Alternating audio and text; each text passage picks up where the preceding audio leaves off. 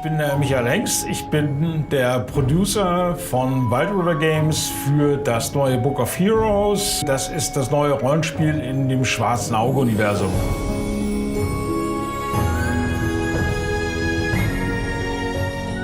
Wir sind jetzt gerade in Finnland beim Entwickler und schauen uns so ein bisschen an, wie weit sind die Kollegen schon.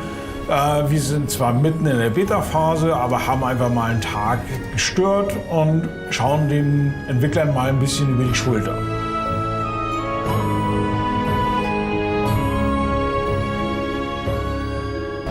The game itself, it's a role-playing game, it's a multiplayer game, but also there is a solo mode, and it's a co-op. The co-op is up to 2 to 4 players, and you can select a group, so it can be your friends, or you can just go to the game and check that who is online and you can play with them. And the co-op, the idea is that we would like to bring more the tabletop feeling into the game. So it's not that kind of action-based RPG, and we would like to people have more options than just go for a fight. So there will be puzzles, and there will be also different options that you can choose. What the games are not really doing is that we are focusing also on player-to-player interactions. So all the characters have their own missions, their own ideals, they want to do their own thing, and then you have to actually talk with the other players, do puzzles together, feel like I want to do this, he wants to do that, she wants to do that, and also, okay, do we do all of these things? Or is it too dangerous, should we just pick one, and so on. We really want to have this tabletop role-playing game negotiation aspect to the game.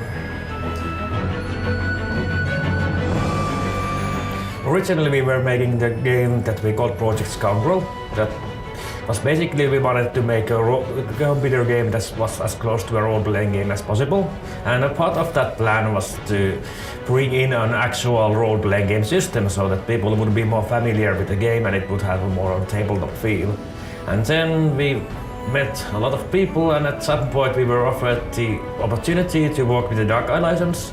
And I played some of the old computer games and really liked the license, and it was like, oh, do you want to make a Dark Eye game? Yeah, we would like to make a Dark Eye game, and then we basically started working on that and doing some plans like how we would adapt the Scoundrel system to the Dark Eye, and that was pretty much it.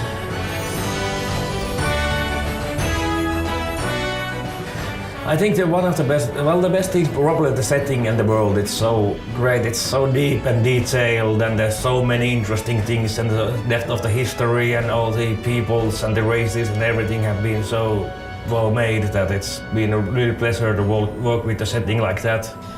I think that the biggest challenge working with the Dark Eye license, or maybe licenses overall, is that there is a huge amount of information and knowledge that you should adjust in a sort of short time. And when there are people who have known that IP for many years, of course, it's quite a challenge to try to absorb that all in some months. Of course, one challenge is also that you can bring that feeling of the IP. You have to somehow have to figure out that what kind of feeling there is for in that IP, and how you can bring that feeling to the game. I think that why we wanted to have a publisher, it's not only that it's not only money, but it's of course the networks and also that kind of a professionalism that they have already done that for a long time. And for indie doing self-publishing, I think it's not that easy really to stand out from all of those games. We are hoping there's more to come. If of course it's still up in the air because the game is not yet finished, but we are planning, because the world is huge, there's so much material we can use, there's enough material for like 10 years, so we are planning to introduce new professions, new magic styles, new environments, new enemies, more adventure content, more personal storylines and stuff like that. So there's actually so much to draw from. We can do it forever.